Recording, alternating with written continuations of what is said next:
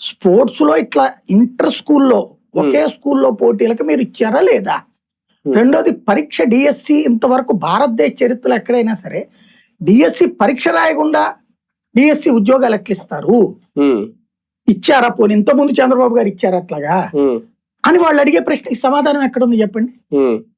ఇక్కడ 16,500 మందో 17,000 మందో పరీక్ష రాసినటువంటి వాళ్ళు ఓకే, వాళ్ళ తరపున వకాల్తా పుచ్చుకున్న వాళ్ళు ఓకే.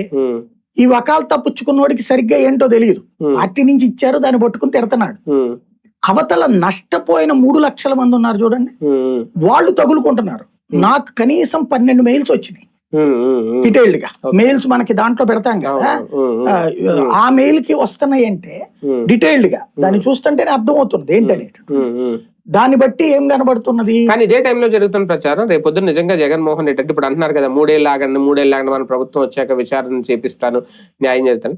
ఇప్పుడు 17,000 మంది పోస్టులు ఉన్న వాళ్ళందరికీ థ్రెట్టేనా? ఈ 3 ఏళ్ళు వాళ్ళు భయపడాల్సిందేనా? జగన్ వస్తే మా పోస్టులు ఉంటాయా ఊడిపోతాయని భయపడాల్సిన పరిస్థితి. వీళ్ళు ఆ మాటే చెప్పాలని భయపెట్టి మీరు జగన్ ని తిట్టండి అంటున్నారు. కొంతమంది తిడతా కూడా వీడియోలు కూడా పెట్టారు. అంటే వీళ్ళ మీటింగ్ లేకపోతే మీకు ఎంత కష్టపడి మేము ఇప్పిస్తే ఏంటన్న అంతే.